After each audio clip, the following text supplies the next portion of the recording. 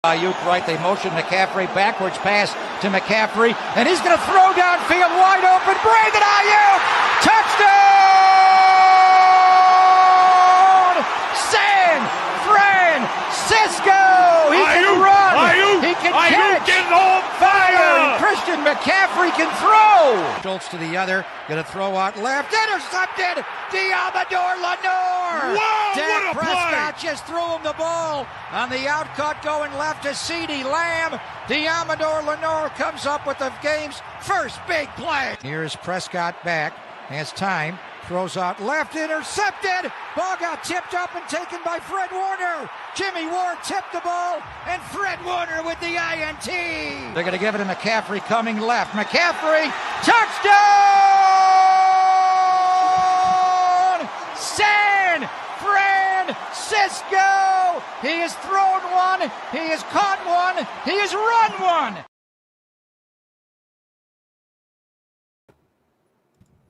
What's going on, nitty gritty Niners Talk crew? We are in the building. We got a early preview coming up because we got a Thursday night football game to kick off. It's your boy Breezy, Peachy in the place to be on this wonderful, wacky, wild out Wednesday. Peachy, what's going on? How you hanging in there on this crazy Wednesday? Man, first of all, if there was a such thing as a manic Wednesday, then I went through that today at work. More like a wind down Wednesday for all of you guys who remember that when I used to do that. Because that's exactly what I had as soon as I walked in the door, was some wine. It was crazy. And then, not only did I need work for that, but I also needed work or a wine for the whatever this debacle is that's happened to my 49ers. That is just, yeah. But that right there makes you want the whole bottle. I literally want you just, with no glass, just turn it up and drink it. Yeah, and make sure you drink responsibly and no drinking and driving out there, guys. Exactly. Absolutely. But listen, I'm not a wine connoisseur, nor do I'll have a glass of wine here or there. It usually gives me headaches, so I kind of stay away from wine. But every now and then, I kind of like the sweeter wines. You know what I'm saying? But look, I take everything one day. My grandmother told me, God rest her soul, I miss my grandmother. I take things one day at a time. And I'm learning as I get older that, I can only control what I can control. Like when things aren't in my, it's nothing we could do. Like, and it sucks that, we talk about our Niners and, they dealing with all these different injuries and all this different type of stuff. But at the end of the day, like, this is our team. We're going to love them. We're going to support them. We're going to talk trash about them. Like, this is what we do. So one day at a time. And that's how I'm living and rocking. I'm not going to sit here and get all bent out of shape. But I tell you what, when that game kicks off, if the Niners are doing dumb stuff out there, I'm going to let everybody freaking know. Do you remember that song, One Day at a Time? Sweet Jesus. Sure Yes, do. That's all I'm asking That's of all you. I'm asking of you. Come on now. It just makes me think of my grandma, man. Like, give me wow. the strength to do everything that I need to do. Yeah, you know what? I'm about to tell the gospel chorus. We bringing that song back for the month Yesterday's of November, October. gone, and tomorrow will never be mine. Oh, Yep. One day at a time, Yes. Sweet Jesus. Remember those commercials that used to come on the TV and they used Yes, I do. I'm coming up on the rough side. Come on now. Ooh, Lord. Precious Lord. Precious Lord. All right, shout out to the Breezy Bunch crew, man. They in here early. No one's singing gospel hymns but Peachy and I, because I don't know nothing about the gospel. Exactly. I guess. Like, you know nothing about that. You know what I mean? Shout out to Throwback in the building. Matthew's in the building. Felicia's in the building. Good to see you, sis. Don't bother me. Just Chrissy, 1687. You weren't first this time, but she was first on that Madden, live and living color, first on the Madden. Now, shout out to everybody that's watching. We're tuned. We're live. We're on Facebook. We're on Twitter. We're on YouTube. We got a Facebook question. He says, Breezy, what are your thoughts on the game tomorrow? Think we can pull it off with all the injuries? And so, we're going to talk about this. So make sure you stick around. We got a nice show planned for you. We're going to talk about, how we think we can win this game. And I think at the end of the day, like, just to answer your question very quickly, like the Niners can devise a game plan, and it comes down to how well will they execute it, depending on who's asked to do what. Can you keep the plan simple, stupid enough, and then can you execute the plan? And so if the Niners can do those things, I don't know, Peachy. I think they could find a way to pull it off. They're on the road, and in this particular situation, Peachy, they got to find a way to win, just like they did week 1, just like they did in week 2, and now in week 5. When you're on the road, you got to find ways to win. That's right. I feel like they can pull it off, man. And come on and join the YouTube family so you could be a part of the membership chat and the Breezy Bunch crew and all that good stuff. You know what I'm saying? Yes. But it's all good. All right, let's go ahead and get into the show because we don't want to prolong a lot of stuff. We're going to get to we all heard the news about Brock Purdy, and we're gonna discuss it. But here's the injury report for the game. Brock Purdy ruled out toe injury. Peachy, Jawan Jennings ankle and ribs. Ricky Pearsall knee. Jordan Watkins calf. Mike and I we were having a good time earlier on the BAM show because I was trying to figure out how the high ankle sprain got up into the calf because he had a high ankle sprain, I thought, if I'm not mistaken, or a hamstring. It was one of the two, but either way, how it get to the calf, that either went down or went up. But Jordan Watkins is out. These guys have been ruled out for the game, and then questionable. The rookie C.J. West, remember, he had the thumb, the broken thumb. He had the surgery on that, and so maybe we'll see him playing with the club, and the Niners will get some reinforcements on their defensive line. But just looking at the injury report and the players that are already ruled out, like, what are your initial thoughts, Peachy? Like, what's going through your head? Do you need another glass or bottle of wine? Like what are you thinking? Oh, wow. When I saw this excuse me, this monstrosity of a list, I almost fell on the floor at work. It literally almost took me out. Like, I literally felt like I was having a big one, like Fred Sanford. That's how I felt. Oh my God, yes. Good what Lord. A reference. But let me ask you this. A short week, players were dinged up. You had to suspect that, God bless you, some of these players wouldn't play, right? Like, the Brock Purdy was iffy because all right, let's go back to the situation. And here's the question I'm going to ask everybody. Any concerns about Brock Purdy, and did the 49ers rush him back? Because that's where I feel like people are feeling. That right? They started. Yes, they absolutely did rush him back. Okay. Do I think before he went into that Jacksonville game that he was feeling something? I 100% do. Okay. He should never have played in that game. I really feel like it would have been better if Mac Jones wasn't ready, if you just went with Adrian. So you wanted to put out a quarterback that you've never seen play right, exactly. in your life. Mm-hmm. Yeah. Okay. Because, I mean, to me, I feel like that this division game was way more important. And I feel like that if Adrian had went out there, I mean, we don't know what would have happened. One, they wouldn't have had any like game film on him and stuff like that. And I'm looking at it kind of like the Jackson Dart situation. I think that the reason why that Dart looked like he did was because they didn't really have any film on him. They weren't prepared for him. And I feel like that them having no idea what Adrian would be doing out there, like what kind of a quarterback he is, I think that would have been an advantage for the Niners. And you would have also given Brock more time to, heal up or whatever he needed to do to be ready to play tomorrow night. Yeah. I can't compare Jackson Dart to this guy. like Adrian Martinez. I just don't feel like there's a comparison. I know he was a stellar athlete in college or whatnot, and then he went on to play in the what is it, the CFL or whatever, or wherever he played, but it wasn't NFL. But Jackson Dart was coming into the league as the top prospect over Cam Ward. They were talking about him over Shador Sanders, Cam Ward, and of course Cam Ward was going to go number one. But Jackson Dart, man, I watched him play, perform, and I just knew he was going to do something. And yeah, I do agree with that. They didn't have any film on him, but I just think coming out of college, he just understood the game.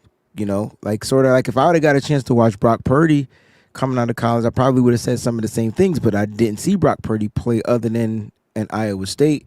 And so I got to see Jackson Dart play, in an all-star practice. I got to see him practice, let me say it like that. And I knew he had something in him. That's why I kept saying, this kid's going to be phenomenal. This kid's going to be a problem. He still lost. So at the end of the day, like, I get what you're saying. You don't know, but, Brock was cleared to play, and he played. And I don't think he was injured. I don't think his injury, I know we're going to look at this thing that happened that came out after the fact, but I don't think the toe injury was hindering his play at all, because Brock was playing like this prior to the toe injury. It's decision making, and it's not stepping into the throws. It's like his mechanics are gone. That could be due to the fact that somebody that used to coach the quarterbacks is no longer here. We got a new quarterbacks coach. So It could be a whole bunch of reasons why Brock didn't look good. But if y'all want to chalk it up to saying that it's the toe, which they are not saying that it's the toe, it is what it is. Now, just to think about how this all stimulated, Brock called Kyle night of the game, after the game or whatever, and said his toe's a little sore or whatever, which you expect to be sore if you're dealing with the toe injury.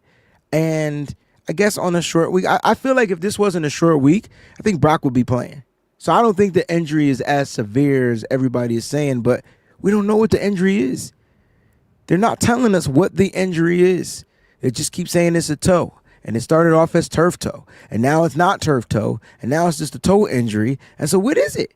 So all the doctors out there are just putting out their tidbit saying that it's turf toe, it's going to take time and whatever. I tell you what, I don't give a fuck how much time you give Brock to prepare for a game. He's going to experience pain from turf toe until he's just not playing. So do we sit Brock for the season? Because it's not going to heal. No matter when he plays, it's not going to heal. It's almost like Christian McCaffrey playing on those Achilles. Like, he needs to rest. So if we're going to let him rest, then we're going to let him rest. So do you put Brock on the IR and rock out with your boy Adrian Martinez and Mac Jones? So it gets, in my opinion, it gets tricky, like, for Kyle Shanahan. And for Kyle Shanahan, this is a bonus, because if his quarterback not out there, that means he ain't going nowhere. Like, right? Like, yeah, he's still going to be here. No hot seat, none of that stuff. So yeah, that's true. If you feel they rushed him back, that's fair. But Brock said he wanted to play.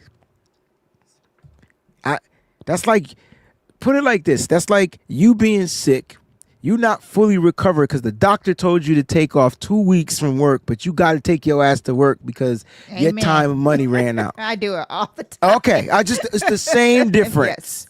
It's the same thing, But like I said, it is what it is. Oscar, got to be honest with you, I'm not really confident. I'd be surprised if we compete. Best thing we could do is run the S out of the ball. Really don't care if we score. Want to see that get better. So he wants the 49ers to take this game and work on the run game. I'm not even mad at that. Yeah, me either. That's actually ingenious. I'm not right there. Yeah, don't bother me. Says I think Brock for sure rushed himself out of fear of losing the spot the way Mac played, especially watching how the 49ers treated quarterbacks over the last few years. All of these things can be possibilities. I'm not saying anybody is right or anybody is wrong. We'll never know. Are you going to listen to what Brock said, or are you going to formulate your own theory or thought? Because Brock said he was good, and Brock said he's fine, and Brock said whatever. But again, it could be that. It could be something like that. I don't think Brock is in fear of losing his job. I don't get that. Do you get that? No, I don't think that he is a one. He's like paid. So he's not going to lose his job. He is paid. There's no way that Kyle Shanahan is going to go through that where he's going to have them upended like that. No, that's not happening. Yeah. You already paid him. Right. You know, you can question, should you have paid him? That's a question. Already? Because, but you didn't know he was going to get hurt.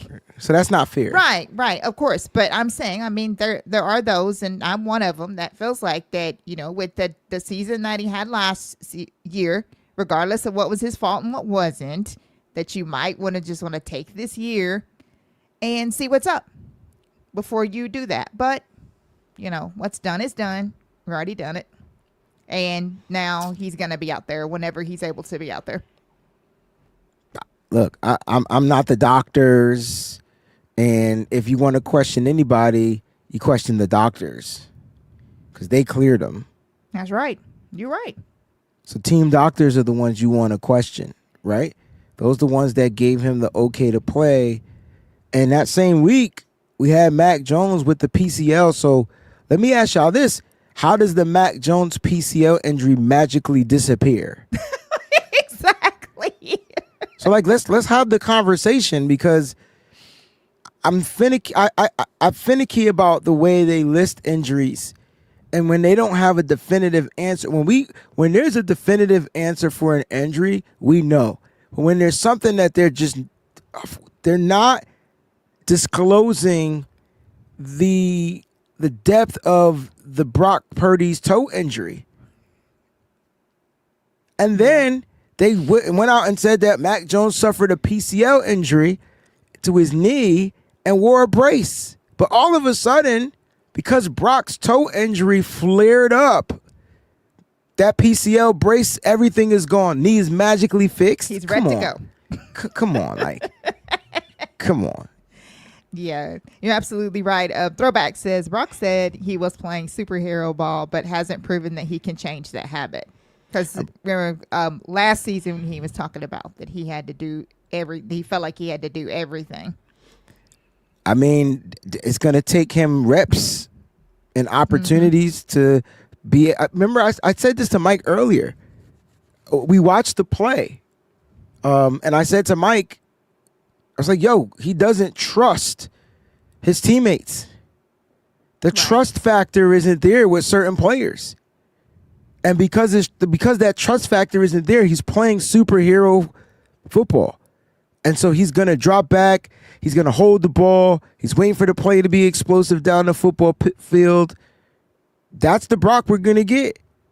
And so he's got to get into the comfort zone of just trusting these guys. And it's hard, though, Peach, because it's always a new dude. Always. Yep. Always a new dude. Like that. Yep. Always a new guy. But this is the take that we were talking about. So if you guys are unfamiliar, this was put out a little bit earlier. Let me get this for you so we could read it on the screen. And let's see. It talks about this is Victor Fur put this out a little bit earlier, and it says Purdy quote. This is from, I think, who wrote this out of the New York Times? Maybe Matt Barrow, Matt Miyoko. Somebody wrote this. Mm-hmm. Purdy isn't healthy enough to be the team's emergency backup in LA, which underscores that his sprained big toe was worse than it seemed coming out of Sunday's loss, and that the 49ers are leery of it becoming a reoccurring issue this season. So now we're going from turf toe to sprained toe. So I'm confused. I know. I'm trying to tell y'all, we're not paying attention to the wording and the things. And I usually don't pay attention to the words, Peachy. Jeez. So he sprained his toe in this game, but he had the toe injury of turf toe in the Seahawks game. So my thing is, I just don't think that his toe will ever be right for the remainder of the season. So I guess my concern is, do you shut Brock Purdy down so that he's no longer playing on that toe. If it's going to linger, he runs the ball, who knows? It might have happened when he ran the ball. He got sacked one time. He ran the ball for 11 yards. Maybe that's when he sprained his big toe. Then he finished the game, and he wasn't too bad. He just made some erratic high throws. Yeah. I don't know. It's a lot of stuff to look into. So I personally do feel like that he should go on IR and just give him them 4 weeks so that he can. I got to tell you this, right? I did not know that the San Francisco 49ers had 55 players on the IR. All right. So you ready? So, all right. Come on. Hear me out.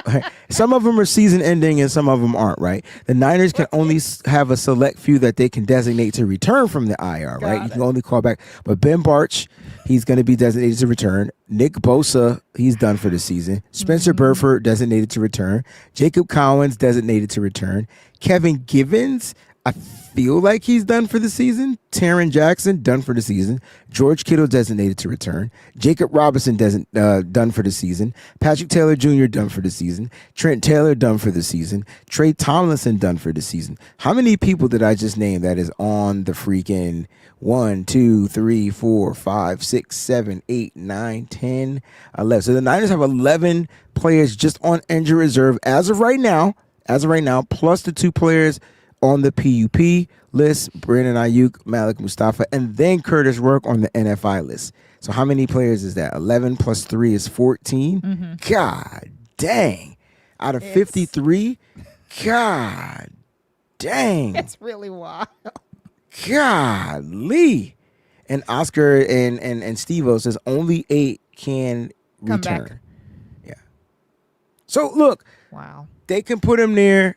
That'll give him 4 or 5 weeks to heal up. But do you think that you see, like, let's say Mac Jones comes out this week and he bombs? What we gonna do? What would you do? Because you get 10 days off right after this, right? We kind of got like a mini bye week. Thank goodness. And I feel like a lot of players need it. I think the issue with Brock is rest. Mm-hmm. He just needs time to rest. Mm-hmm. So here's another fun fact that I forgot about. We can only call Adrian up one more time from the practice squad. Is that true? You can only call up elevate people twice? According to what I read, we can only call him up one more time, and that will be tomorrow night. Oh, that's fine. That the Niners will find another quarterback. Yeah, that's what I'm saying. Like, yeah, they'll do 2. So the Niners, if that's what you're saying, the Niners will have 2 options, right? Option number 1, place Brock Purdy on the IR and then sign him to the active roster. Got you. Because I'm thinking like, what if Mac Jones isn't healthy? We're going into this thing saying, "Oh, Mac Jones he's healthy, he's a savior." This dude literally 5 days ago had a PCL injury. He was limited in practice. He comes back. The Niners barely practiced this week, and he's magically, deliciously healed. Ready to go. Yeah, I don't have any answers. Okay. I don't know, but you are right. I mean, they've got decisions to make, that's for sure, because either Adrian is just, going bye-bye and he just kicks it on the practice squad until somebody signs him off the practice squad, or you sign him to the 53. And how the hell Robert Bill Jr. get hurt? He didn't even play. And that's another. Bro, you got called up, and now you got an ankle injury. Man, I'm more frustrated about just the Niners. Just damn, like you can't even breathe on them cats. Now, what if? And here's my what if. What if this is all strategic play from Kyle Shanahan.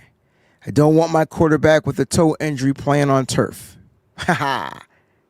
Little pun intended. The toe playing on turf. No, nobody got that. Okay. What if that is partial? Yeah, that The makes situation. Foot Could digs be. wrong into the turf. Next thing you know is an ACL injury. because we see what's been happening on the turf as of late. You know? Yeah. Just curious. Oscar says trade for Flacco. Hell no. Absolutely not. There's this. I know. Nah, I'm not trading for no Flacco. First of all, if the Browns have They got the benched quarterbacks. Flacco, I trade for Sanders. why would the 49ers want Flacco? I trade if he for ain't good enough Sanders. to start for the Browns anymore. All right, let's do it. Let's have a conversation and let's ask the chat. If the Niners needed to trade for a quarterback, who would you want them to trade for? And it can't be a starting quarter. It got to be somebody that ain't practice squad or third string, fourth string. Who would you want it to be? All right, Filthy says trade for Russell Wilson. Russell would never play for San Francisco. No. Yo. Well, how much would he cost though? I don't know. But Kyle Shanahan is salivating at the mouth at this moment, right? Go get me Kirk Cobain's, yo. Go get me Kirk Cousins, baby. You know what I'm saying? This will be the perfect time for the Kirk Cousins edition. The question is, will Quinn and them give up? He ain't playing. No, not Heineke. Mariota's already he's not going anywhere. He is the backup in Washington. So my son, the Eagles fan, he said, we can send you Tanner McKee for a second or third.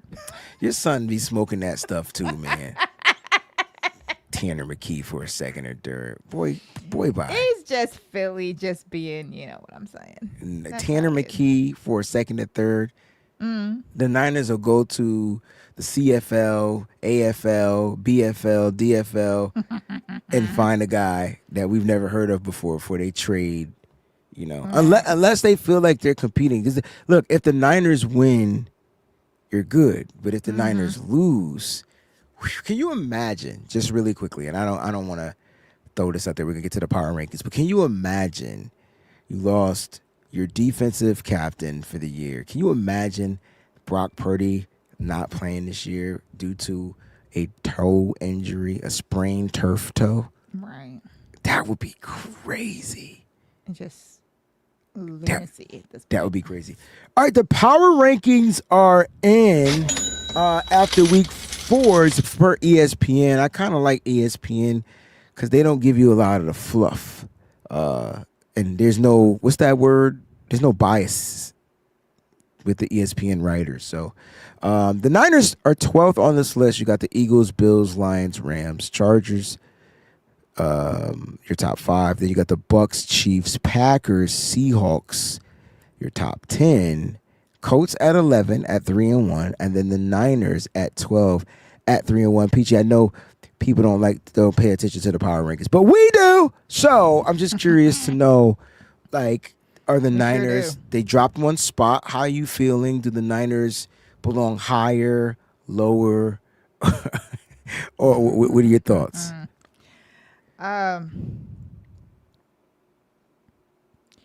You know, it was crazy because before this week, I was upset because of where our 49ers were.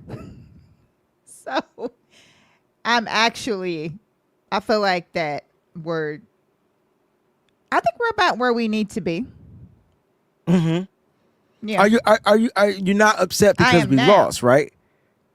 Right. Well, last week you were upset. This week you're not upset. Right. Because you feel like we're where we need to be. Right.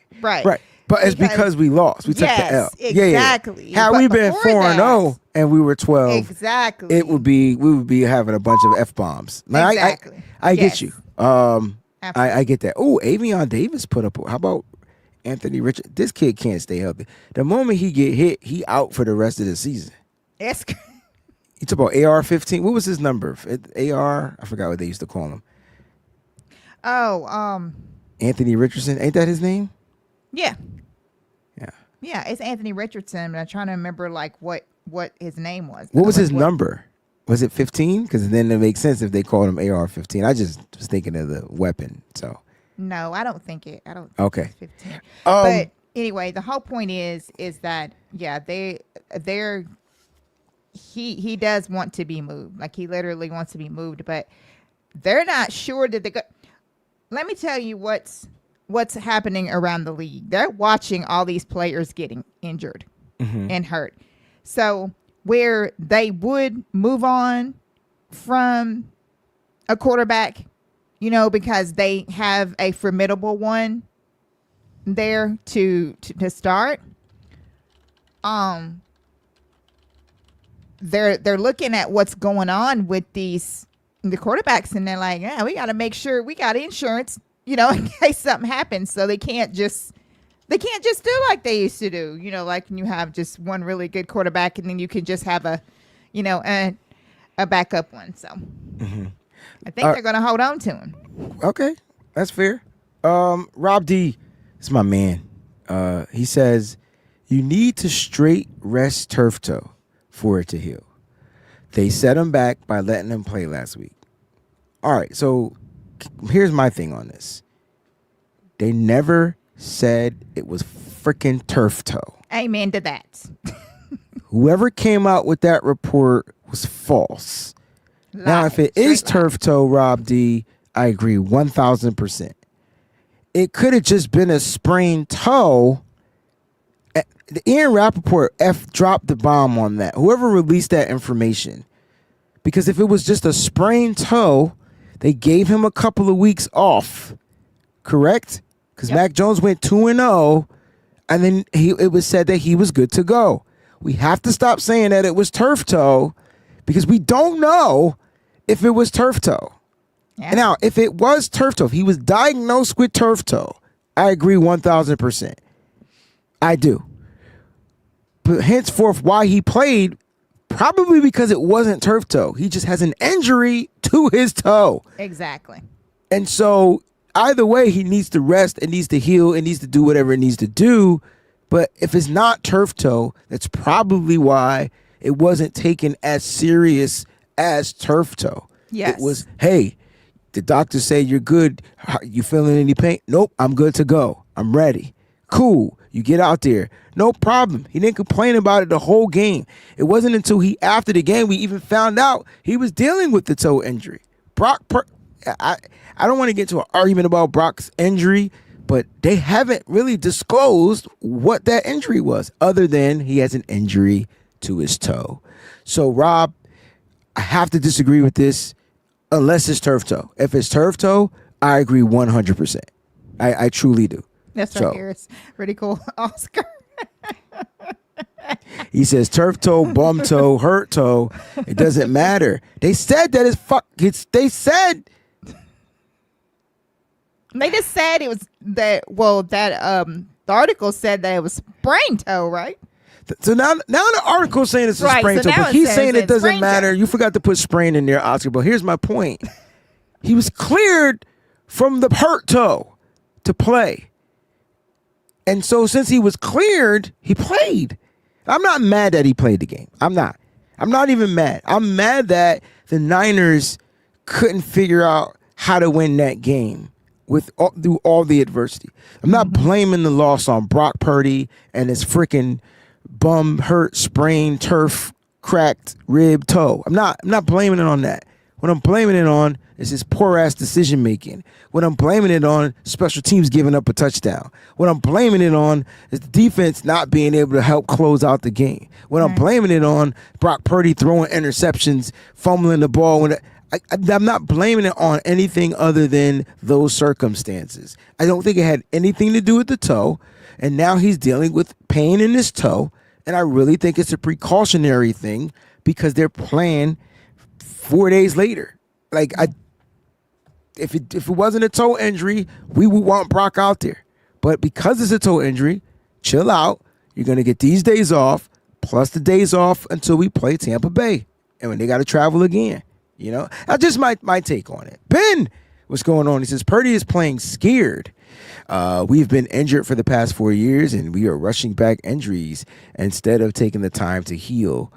The refs are acting up, and time to focus back to the drawing board. Great take. Again, I don't know if he's playing scared. I just think he's not pulling the trigger when he should. The processing, all that stuff is different. But I saw that last year, and I had issues with it last year. Remember last year I was like, why are we not playing efficient football? Yeah. Why is Brock Purdy not getting the ball out of his hand in 2.2 seconds? Yes. I love the explosive plays, but why can't we get the ball out of the hand quick and let the receivers or the pass catchers or the running backs or those guys get the yak? Like, it just totally changed. It was deep throw down the football field. But didn't Brock lead the league in air yards last year? That was like if a I'm thing. not mistaken, he did. Right, the kid with the weakest freaking arm in the NFL led the league in air yards, or was at least top 2. Yeah, I was going to say he was right up at the top, if nothing else. Thank you, Steven, for the super chat. Ops show how good backups are. Explain Mason. Let's see. Yeah,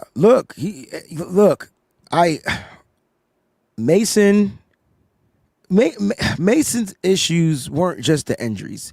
Mason's issues were pass protection. What Mason could do really well is run the ball. Mm-hmm. What he couldn't do well was be on the field when there were passing downs because he couldn't protect his quarterback. And so that hindered him. Then the injuries happened.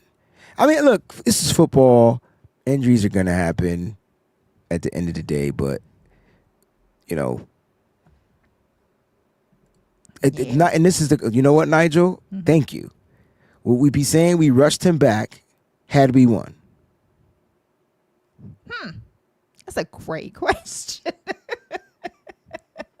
I mean, come on, let's be honest. It is. That's a really, really good question, Nigel. Had we won this game, would we had said we rushed him back?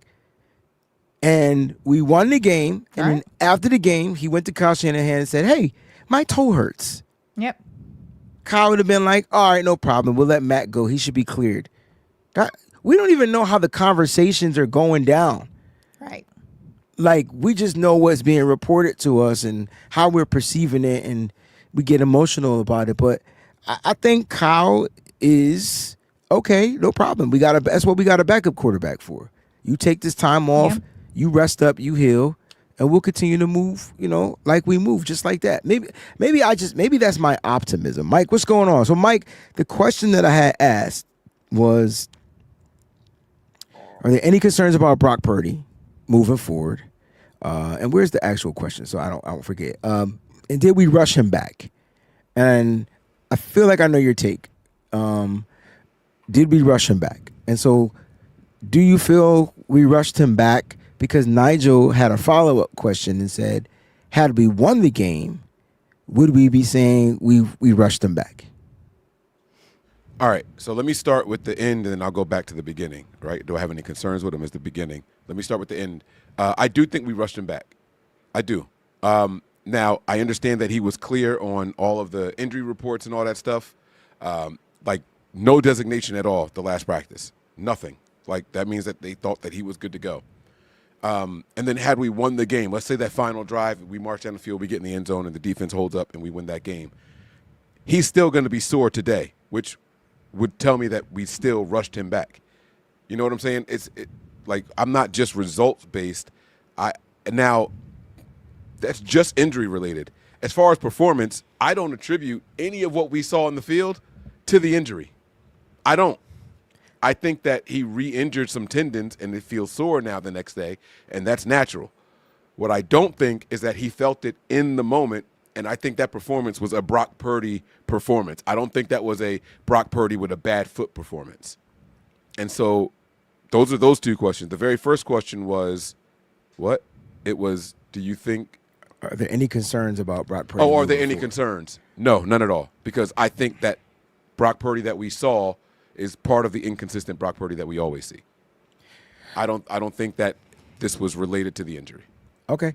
Now, you said that So your take would be when a player returns from injury, they're all being rushed back because everybody feels pain. You just don't hear about it. So when a person comes out, when a person comes out and says, "Yo, I'm back from my shoulder, but my shoulder hurts," is that a rush back, or is that just pain from playing in the game?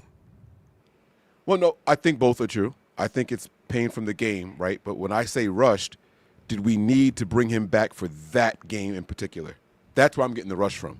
I'm not getting the rush from whether or not he was healthy enough to play. He was healthy enough to play, so they didn't rush him in that sense. So you're right when you say it that way. So because you feel like the game didn't hold any weight, it was a rush back. He could have afforded to sit out. Yeah, he could have afforded to sit out another week. Even though players need time to get right and get back into football shape. So you wanted this game to be that game where Brock Purdy looked like shit against a stronger defense. Against a tougher defense. Yeah, bro. Against a tougher defense, right? And a division rival. And Sean McVay, who knows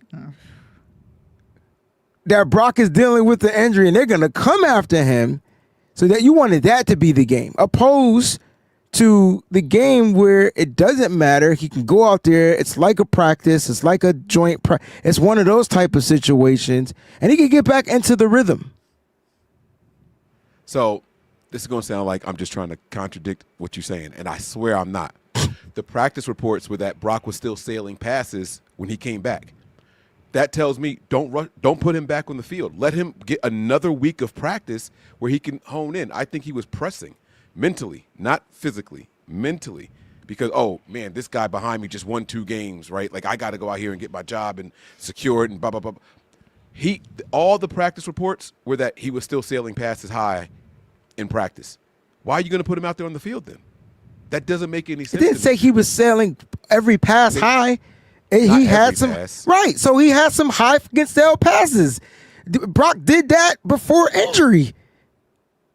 Right. So I know. So it doesn't make sense. That's Brock.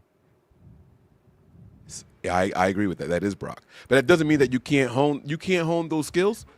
Like, listen, we're not going to start you this week. Work on keeping your passes at chest level, shoulder level, and you can hone the skills or helmet level. I think it comes down to personnel. So we're talking about who Brock is comfortable and used to throwing to, and then there's new players out there that Brock don't know. So Brock throws high. You can't say that because a lot of Jawan Jennings passes be high. A lot of Brandon Ayuk. Hold up, I'm not finished. A lot of Brandon Ayuk passes be high. Brandon has, you know who Brandon Ayuk reminds me of? If I had to pick an X-Men, let's see how well y'all know me. If I had to pick an X-Men character from the cartoon X-Men, so I'm putting you in that, so you know, okay? And the 90s movie, cartoon. Yeah. Or the movie or the early movies. Who would I say Brandon Ayuk is? Peachy, you go first. Mike, you go second. Because this is who Brandon Ayuk reminds me of when I think of it. I hate that he said that in the chat. You saw my face when he said the shit. That was my answer. Like I swear on everything. I don't know if did he know? I wasn't talking to you. I was talking to him. I was just playing. I was talking to Mike. He asked Peachy first. Go ahead, Peachy. The floor is yours. Go ahead, Peachy. So I was gonna say Storm. Okay. What makes my Brandon Ayuk X-Men character? But what makes him Storm though?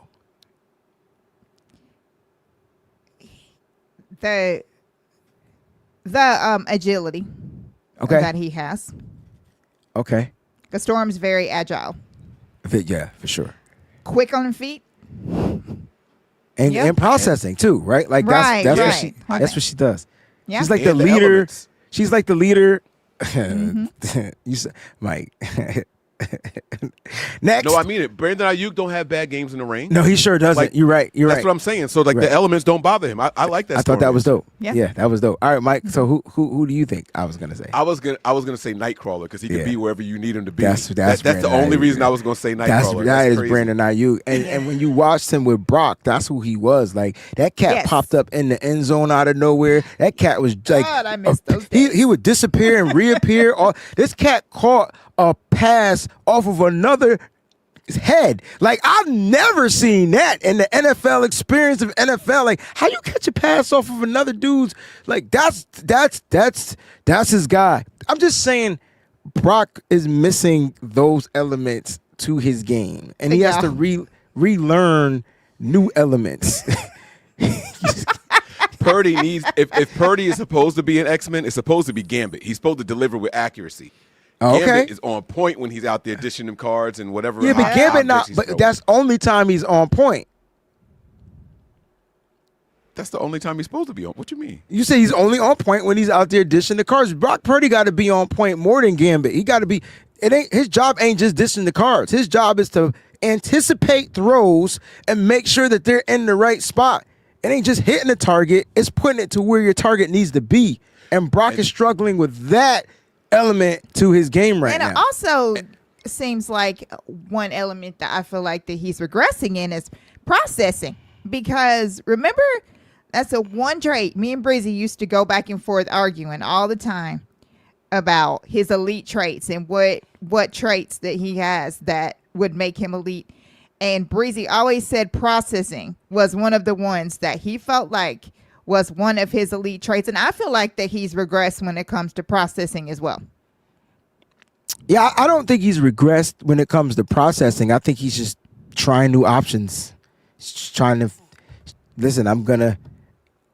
Yeah, I do. Like, I don't think he's regressing on the processing. He's looking for the play, the big play.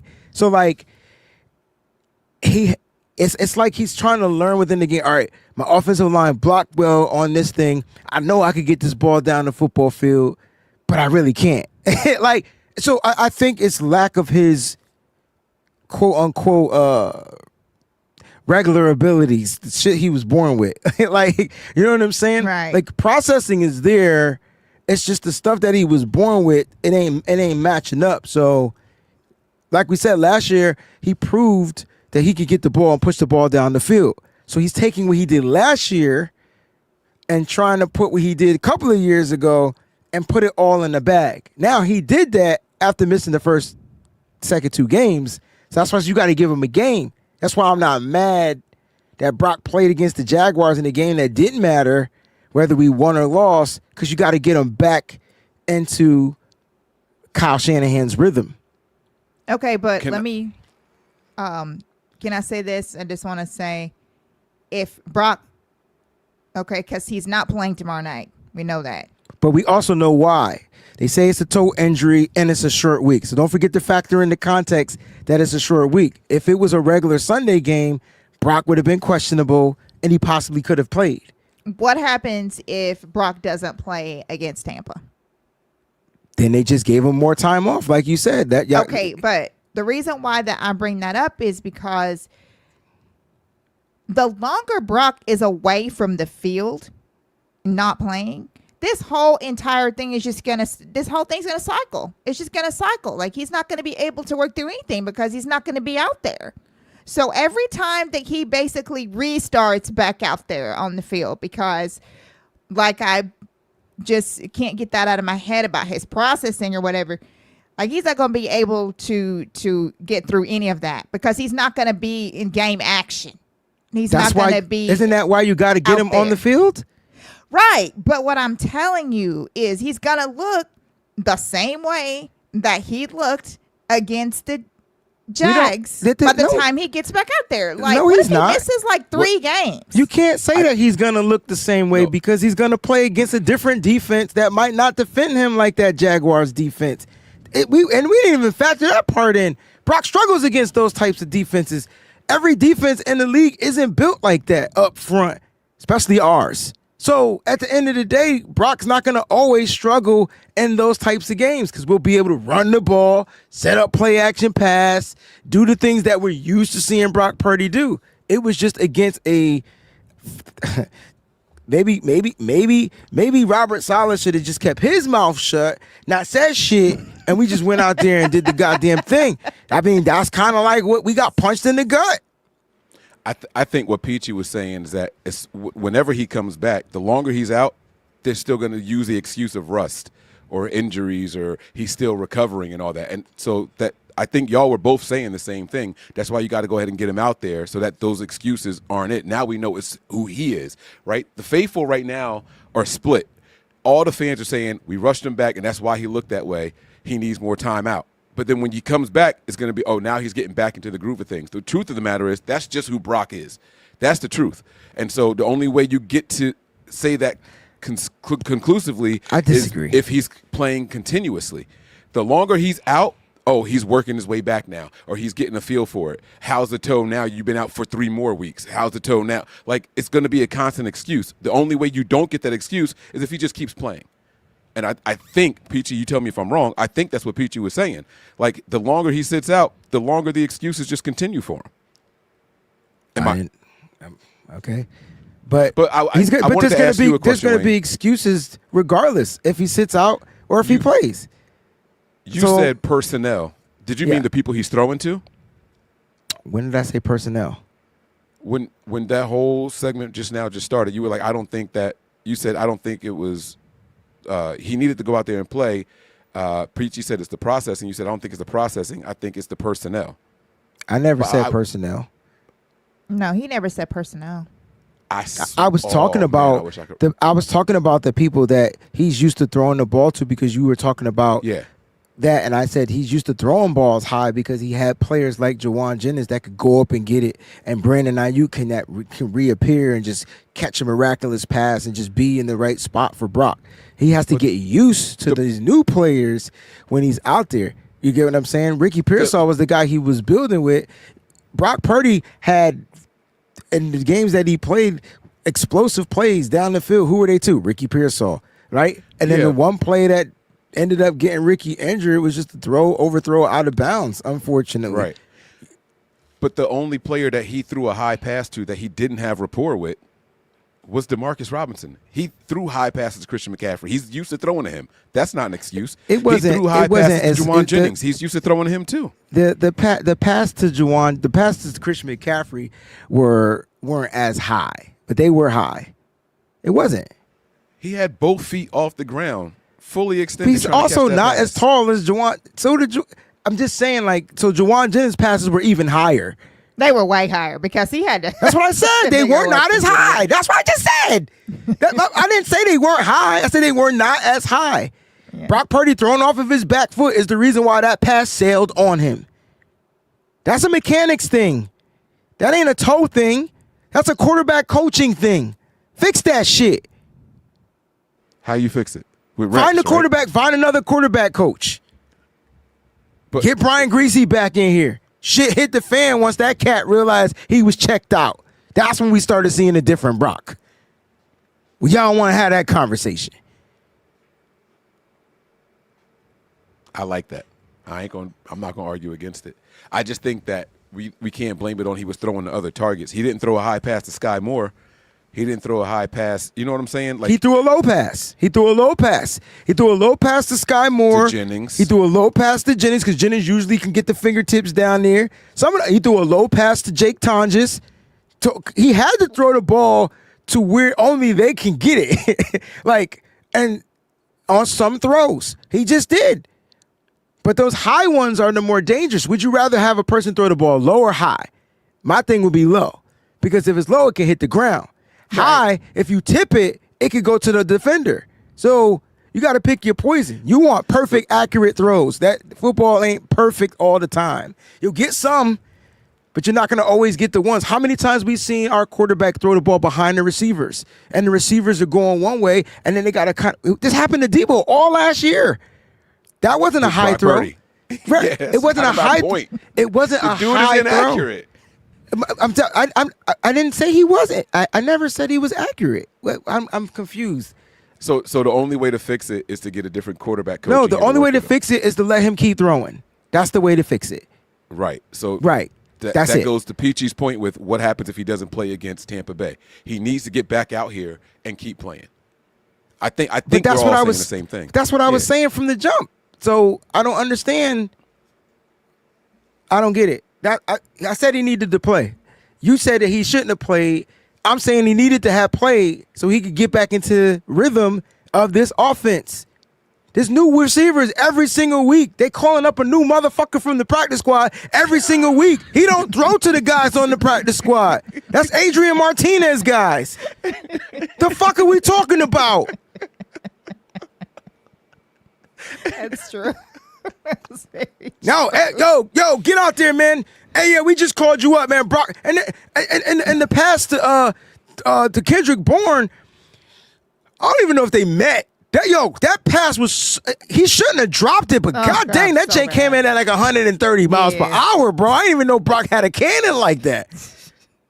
He ripped that drive. Kendrick Bourne was like, oh, you ever seen the movie Major League? It felt like one of them throws, like, whoa, like Wild Thing throws.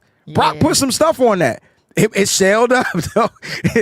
But he should have caught it. There's a lot of balls, passes that I felt like should have been caught. I just feel like when it comes to Brock Purdy, he's your quarterback.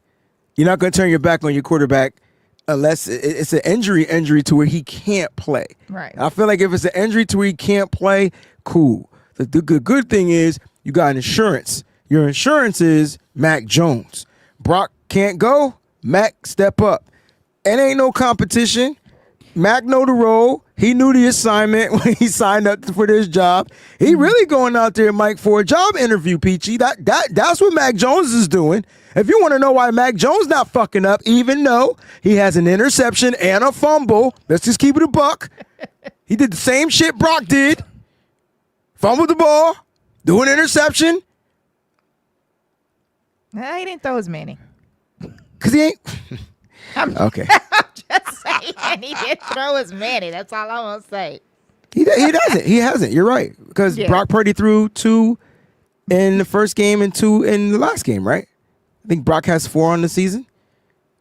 And Mac Jones has 1 and then 1 fumble, if I'm not mistaken. Boogeyman says, why did Mac Jones do decent with the same receivers? Because he's the backup fucking quarterback. That's who he's throwing to. Those are his guys.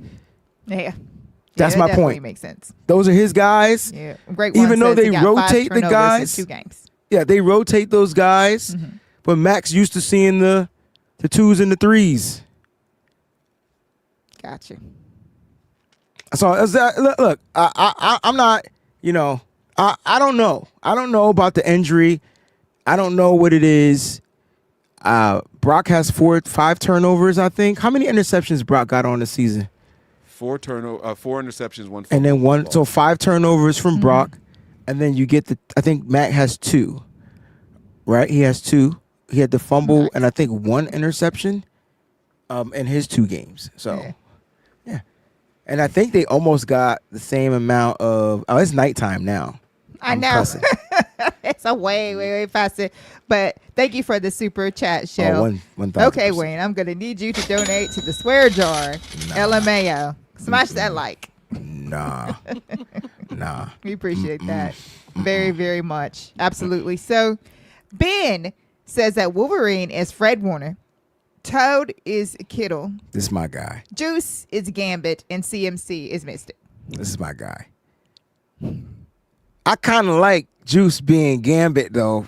I know, Mike, I loved that take, though. Yeah. Because Brock got to deal out the cards. But Gambit ain't shit when he ain't got no cards. He just a waste. I think Brock is more than that. True. That is 100% true. The motherfucker Gambit can do it with anything he touches. Get the swear jar out. Everybody, get the jar because, Mike. Gambit can do it with anything he touches. He just got to distribute it. That's it. Gambit's thing is kinetic energy. He touches something, and he touches something, and that's what he does it with. But so if he ain't got nothing to touch, he a rap. But Brock touches the ball every play. So I understood your take. I said I understood it. I just like the juice as the Gambit. All right, those are the power rankings. Mike, the 49ers are 12th. Any concerns or whatever before we start previewing this game? I think that is fantastically high for the 49ers, believe it or not. I think that is a great position for them to be in. Now, are those the NFL? Is that Tom Brady's? Like who's this is ESPN. I mean, that's ESPN's. Okay. I think that's a great position for the Niners, if I'm being completely honest with you guys. A lot of people looking at the record saying we should be higher. No, we shouldn't. We haven't been blowing people out. We won one game by 1 point.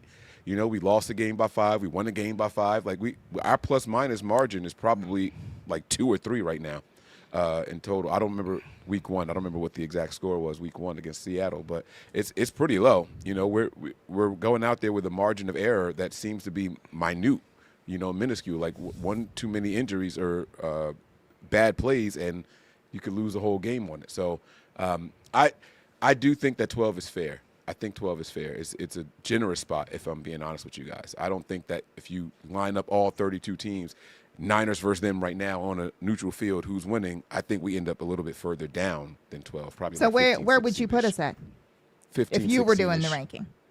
Yeah, somewhere around 15, 16. So you would put us. This is who you would have over us if you put us at 15 or 16. Just so you know, we're 12th behind the Steelers, which the Steelers haven't looked good at all this season, but they 3-1. So you said 15. So the Ravens at 1-3, you feel is where we need to be. Ravens would beat the dog piss out of the 49ers right now. They've had a tough schedule. That's what that is. They've had a tough schedule. Buffalo, Kansas City, Baltimore. You say tough schedule, but you do know when they played Buffalo, both teams were 0-0. Then they played. I'm not looking at the schedule. Hold on. I'm talking about how. Okay. Then they played the Chiefs, and the Chiefs they both were the same record at 1-2, if I'm not mistaken, right? So both teams were struggling, right? And I'm not saying that the Chiefs aren't good, but from a record standpoint, they've been getting beat at the end of the day. So at 15th, you would have had the Ravens, the Jacksonville Jaguars who beat us, and the Denver Broncos at 2-2. And you can't tell me the Broncos look good because they look like shit. Yeah, but it goes back to our offense having to put up points, right? You just said that Jacksonville, that type of defense, that Broncos defense is even better than that Jacksonville defense. It hasn't been all season. It sure hasn't. So on paper, it was. During this season, it's not. Make it make sense. And I know because I have them as for one of my defenses. No, They're not doing a damn thing. It's just funny here's though. The flip though, right? Yeah. Because we've had top 5, top 10 defenses before, but when the offense Still stalls do. over and over and over, Yeah. then the defense comes back down to earth, and it's because they're constantly on the field. I think that's what the Broncos are kind of going through also. That offense is really what's holding the Broncos team back. You know what I'm saying? So, like, it's context with it. If y'all don't think the Broncos going to get turnovers against Brock Purdy and the 49ers right now, I think they get 2 or 3 turnovers against us, and that's the game. It's a wrap. Special teams. Once you factor in all that stuff, the Niners aren't as good as what people think. See, that's where I get defensive, right? Because the Niners were in a situation, and Mike, you and I had this conversation earlier. The Niners were in a situation where probably one of their better special teams players did not play on special teams in this game. And that one particular player could have been that one person that would have stopped that touchdown because he knew what to do on special teams, opposed to the guy that didn't know what to do on special teams. And our special teams has never given up a touchdown until that point. They didn't even give up a run that explosive. They gave up an explosive return at 54 yards and a touchdown on punt return in the same damn game because Darrell Luter Jr. started at cornerback. I don't think special teams it's not great because the coverage, they've been good. Returns, they suck. They're just not, they're tied at the bottom of the low barrel, right? Yeah. And returning. But coverage, they've been really good. So I'm a little, I cut them a little bit of slack because if Renardo Green is set to go, right, then you get that back. And that is how crazy our depth is. Like, that's the importance of our depth because the moment Brant Boyer loses that guy, it's a wrap. Like, damn, I got to figure out who could plug in, who could be the gunner, who could be covering. Like, and so I'm just thinking maybe, but I agree with your take on it. I think we are. I don't think we should be 15 because we're 3-1, and we played some tough teams. We played we played the Seahawks, we played the Jacksonville Jaguars, we played 3-1 teams. Yeah. Don't the Rams have a worse special teams than we do? Isn't that what the knock on them? The only weakness that they have on their team right now is their special teams. Isn't their special teams the reason why they lost the game? I can't contribute to this conversation. I haven't been watching the Rams at all, so I don't know, honestly. I mean, they shouldn't have even beat Indy if that idiot. They should have lost to Indy. If that idiot. If Adonai Mitchell, right? A.D. Mitchell? Yes. He goodness. He fumbled the ball before he crossed the goal line. And we've seen it. So we've seen it happen numerous times. And so he wasn't the first, and he damn sure won't be the last. It's like it just happens. But the Rams would have lost that game. Yep. The Rams would have lost that game. So, you know what it is, Mike and Peachy, for me, like, I think the Niners are where they belong. If they could find a way to get back to running the football, I think teams will have to fear us. They will fear us a little bit more. I think right now we're seeing a bunch of defenses forcing every quarterback. This is why I think the turnovers are high. They're watching defenses force our quarterbacks to throw the ball over and over and over again because they're not playing the run anymore. They're not even stacking the box like they normally would to take away the run, because not that we abandon it, but because we're not getting any of explosive plays on the ground like we normally used to see, because those aren't happening. The outside zone's not kicking off. I feel like those teams are dropping those linebackers into coverage, bro. They're playing the depth of the football field. And that kid Lloyd had 2 interceptions against Brock Purdy the other day. Just because, that's that play action. They ain't running it. No bat. I'll just play back. Pew! Right to me. Pew! Right? And so, like, we got to get back to that style of football. Maybe we do that this week. And so let's preview this game because we've been here for over an hour. 30 more minutes and we out of here. All right, Rams are favored by 7. Once they figured out Brock Purdy wasn't playing, that junk went up 4 points. It went from 3.5 to 7. So if you got your stuff in at the 3.5, you Gucci. But now it's 7.5 points. Right, you are set. It's supposed to be 75 degrees. You guys can catch this game on Amazon Prime. Now, listen, if you guys aren't going to be able to, if you don't have Amazon Prime, no fear. I'll be on the Patreon watching the game. You guys doing a watch party. I'll leave it at that. And if you want to come on over there, you can. Just go to my Patreon, www.patreon.com/the Wayne Breezy. Sign up and you can watch the game. And then immediately following the game, my reaction show is now on Bleacher Report. So if you want to see the live reaction show, come on over to the Bleacher Report. You got to download the app. Let's get to this, Mike, because I want to get Mike's take. 49ers offense looks depleted. We talked earlier today, like, do they have a chance? And you say yes. And I need to know offensively, Mike, how do the 49ers stand a chance against this top 10 defense in the NFL? And then, PG, on the flip side, you're going to tell me how the 49ers defense, which is top 5 in the NFL, can stop this Rams offense. All right, Mike, go. I think that the key to success in this game is going to be controlling the clock and long drives, right?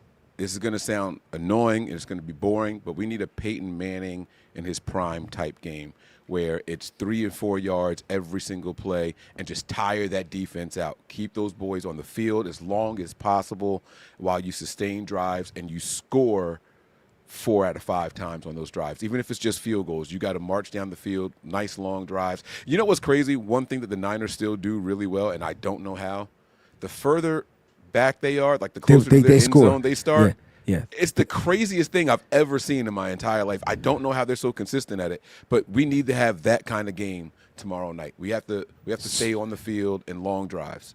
So stay out of the red zone, score from out of the red zone.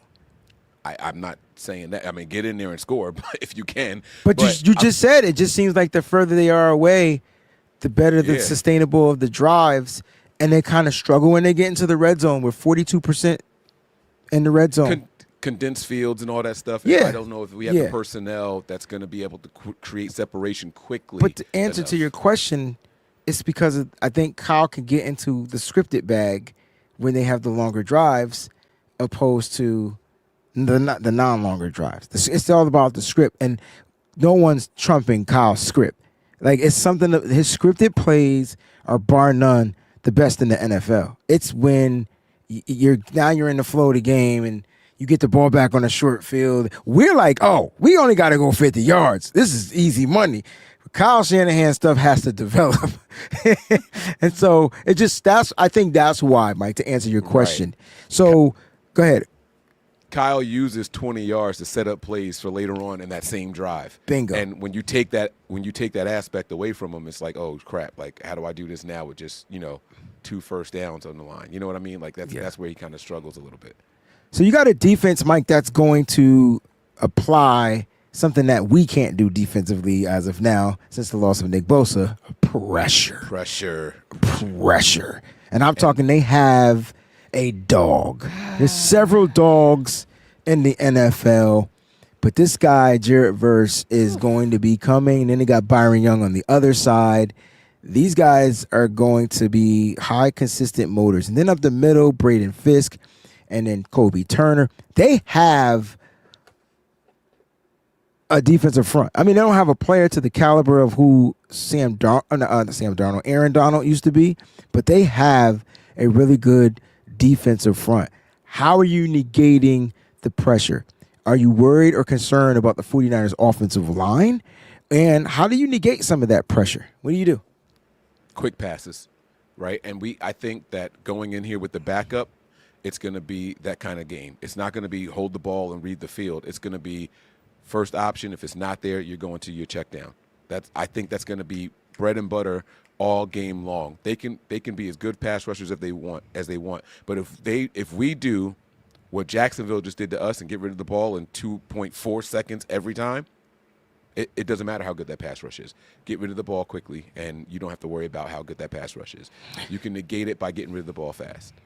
Something we haven't seen in a while, and to go back to what Peachy had said earlier, this is what made Brock Purdy elite. Now, Brock's not playing, so can Mac Jones be the quick processing, quick throw, accurate throw type of guy? I think this is going to be a huge game for Christian McCaffrey. People not going to like it because he's going to be overworked, but that cat's going to get targeted at least 10 times in this game. That's your check down, and I would like to see screens.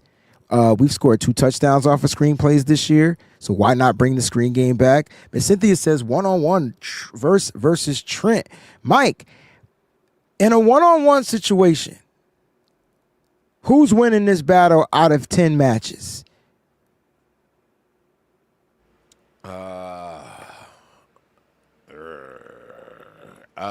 I'm going to say, can I call it a push? Can I say 5-5? You can. Yeah, that's respect. I'm going to call it a push. I think Trent is still a vet. He's going to figure some things out, but he will get worked a couple of times. I don't see him getting. I don't see it being one-sided. 3 for Trent and 7 for Verse. I don't see that at all. I could see it being 5-5.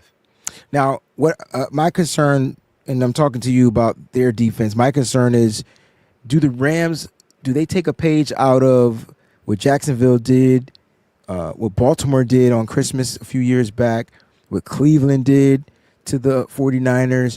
Do they take a page out of that playbook? It's a lot of stunting going on up front. And you talked about getting the ball out of the hands quickly, which can help negate some of those stunts. And I'm looking at Trent Williams on the film, and I'm not seeing the all the negativity like that we're saying Trent's washed, Trent is this, Trent is that. I'm seeing how they're attacking him though, and it's different. It's not one-on-ones. Now, does he get beat in a one-on-one occasionally? Absolutely. The speed is getting to him. But and as far as when I mean speed getting to him, it's like you hit a person with the speed real quick, and then they off balance, and then you brush for power. And so if he's going back, he's gonna fall if his feet aren't set properly.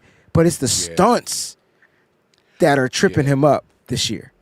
And so what's happening with the stunts is the guy that's lined up directly across from Trent is crossing his face towards the guard, And now the other guy is coming behind him, and he's getting to the outside shoulder of Trent, and he's not used to disengaging and then trying to drop back quickly and turn his body in that direction. They're taking advantage of that. I think it's because of the weakness next to him, though. I think that's part. Right. So what they end up doing is putting their best pass rusher on our guard. Instead of having him line up on him, they have him cutting across Trent's face. It's almost like a pick. You know what I'm saying? Like a legal pick. No, it is. Yeah. Yeah. And so it's messing up two people on the left side of the offensive line. But again, let them do all that stunting and stuff. If the ball is out before they get there, Mac Jones might get hit and pushed around a little bit, but if the ball's out of his hands by then, we can still negate it. We have to be precise and we have to be decisive. Get rid of that ball quickly, man. All right, last question about the 49ers offense against this defense. How many points do you think the Niners can put up on that defense? 24. Okay. Let's get this flip side. You got 24 points from the offense. Let's flip it up, Peachy, because the Niners defense has continued to take stride. They're going through their growing pains, but they remain red hot. They are top in the league as far as scoring. Let me see what I have them as. Their scoring defense. They're 7th in the league, so they're top 10. They're only allowing 18.8 points per game. They're 6th against the pass. They're struggling against the run.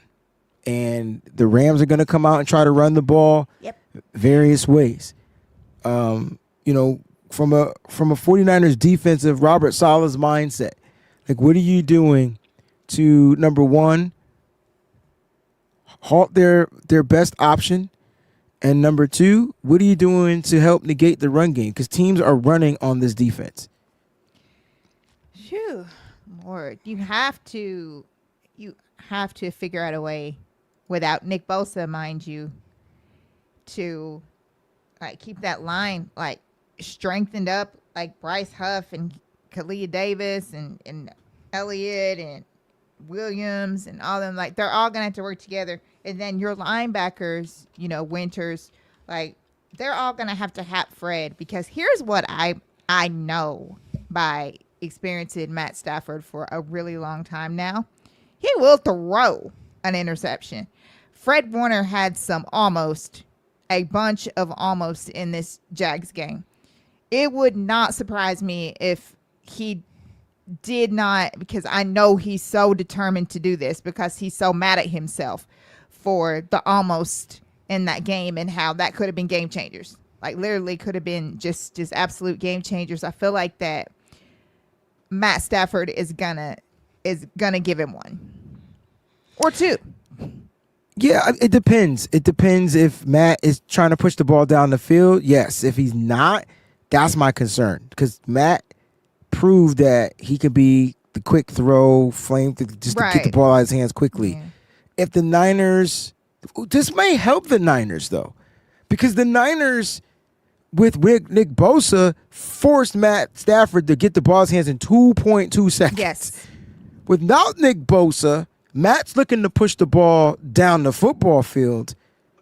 Maybe this won't be a great game for Puka Nacua, because that's your quick throw guy. But then how are we negating the deep throws down the football field? I mean, how are you matching up? How are we zoning this out? So match up. Who are you matching up? And we'll get into some key matchups. But who are you matching up against Devontae Adams? That to me is where it gets tricky. Mm-hmm. And we'll do some key matchups. So think about it, though, because I know what we see from the Rams. The Rams, they found a way to win the game. They're almost identical to the 49ers, minus the injuries. Mm-hmm. Almost identical. Numbers, statistics, the way they look, the way they're built. And then we took a page out of their defensive playbook and was like, we're going to build our defense young, furious, and stuff like that. And so these two teams are really looking in the mirror when they're playing each other. Look at the running back, Kyron Williams. Look at our running back, Christian McCaffrey. Mm-hmm. They do the same thing. Pass catching backs. Last time we played Kyron Williams, I think he scored a receiving touchdown opposed to a rushing touchdown. Yes. Right? But he has the ability to be a rusher. But they're They're just like us. They're running the ball a little bit better. Maybe their offensive line is giving them a better push up front. But defensively, how do we stop the run? That has to be the number one situation, because if you can force Matthew Stafford into throwing the ball Exactly. and doing what you said, this may be our safety's first interceptions of their careers. Things he will throw, he will make mistakes, and I agree with that. I think one thing is, how do we contain Matthew Stafford, because he doesn't move a lot, right? He's not a mobile guy, right? And Mike, you could chime in especially defensively with the too. back issues that he's got. Like he's pretty stationary. But if the Niners couldn't generate any pressures to get to Trevor Lawrence, I know. will they be able to get to Matthew Stafford? That's what makes me nervous. But I'm hoping that Robert Saleh, that's one of the main things, hopefully, that he's worked on, because that's pretty much what probably bit them more than anything, and what aggravated him more than anything was the pressure thing, because you had to be able to get pressure on, because I feel like that if we can touch Matt Stafford a couple of times, because that's normally what we would do, we would get him on his back. And I feel like that if we can do that and we can harass him like that, because the way dude looks now, he's barely been touched. So therefore, it's just like, there's nothing wrong with his back anymore. He's one of the best quarterbacks this year in the NFL. Yeah, that's true. But if we can just get to him and knock him down a couple of times, we already know what we can cause to happen to Matt Stafford, as far as, like him having to be rushed and do this and do that and do all this thing. It forces him to make mistakes. As far as the run goes and stopping the run, man, these guys have just got to Hold off on that. I want to ask you a question. Oh, okay, sure. Because you talked about getting to him. So let's talk about that, because that's key. Yes. You have to be able to generate the pressures. If the Niners can't get pressure with rushing 4, that means they're going to have to send somebody on a blitz. Yeah. Now, how leery are you and Robert Saleh blitzing in this game to do that? Like, do you see it happening? Because we do want to be able to rattle him up, right? So do you see a nickel blitz? Do you see a linebacker blitz? Do you see those things happening? Because I'm just not. I don't think this 49ers, I don't think the front 4 will be able to get the push and what we think. Yeah, I agree with that. I do see Saleh doing some of that. I don't know, man. It's definitely going to be challenging. I do feel like that if he's able to because I really feel like that's the key. I really feel like that the key is to attack the quarterback. So all of their energy needs to be on that. Okay. Because I honestly feel like that is the key in this game. Attack the quarterback. To that point, right? I think the biggest difference between Matt Stafford and Lawrence is that Lawrence probably only took 3 shots down the field that were 15 or more yards. Matt Stafford will do that 10 times in a game. Oh yeah. Those are longer developing plays, right? So if the longer the play, he doesn't do it against us though. That's the issue. Like the few times he's played us, when he did do that, it was a pick. But that's kind of my point. Stafford has that gunslinger mentality where he's gonna want to try to get a big play, right? Puka Nacua is a good downfield threat for them. He's gonna want to try to see if they could do it. They got that Tutu Atwell also, right? Like that speed guy. They're gonna want to try to utilize those guys and catch us off guard. Yeah, because Tutu was one that caught a bomb. Right. They're going to have to take those risks and let those plays develop. I think that's the difference, right? They weren't trying to do that in Jacksonville. They wanted to march down the field and short pass, and that's why they got the ball out so quickly. I don't think that they're going to hold the ball as much as the Jaguars did. I think they're going to take a couple of shots. We got to capitalize when they do try to do that. I think that's going to be the big difference. You got to trust that Matt Stafford is going to turn into Matt Stafford at some point. And if we can keep the game close, and keep them rattled, they're looking at that line also. Man, we should be blowing this team out. They know that already. If that game is close, God forbid we get a lead, Matt Stafford's going to start doing Matt Stafford type things. And that's when that defensive line and maybe one of those exotic blitzes that you were talking about can come in there and take advantage of it. Now, all of a sudden, he's going to be pressing, and he's going to want to make a play downfield despite who might be open in the shorter or the underneath stuff. First play of the game, Niners on defense. I'm sending Fred Warner at that motherfucker. Amen to that. I'm sorry. First play of the I'm game. with If it's a big play, explosive giving up, oh well, blame the secondary. I'm sending Fred Warner jumping over the whole damn line, body suplexing, tumble, drop, throw down, Matthew Stafford, back cracked, whatever. That's happened. If I'm Robert Saleh, I'm pissed. Yeah. And I'm going to set the tone. Yeah. That's just me. More swear jar words for me.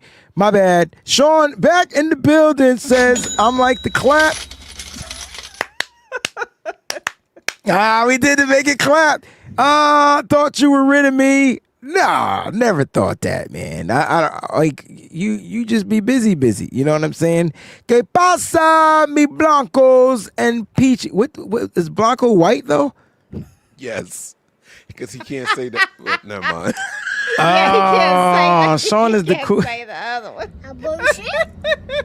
A bullshit. Yes, peachy. Smells like gamey lamb in here. Where is the mint jelly, Mike? Why are we here with no line again? We get receivers, yet we need offense and a receiver. Be blessed. Sean, thank you for the super chat contribution. So You be blessed, too, Sean. he says, why are we with no line again? The line, I don't see the line being the biggest issue offensively.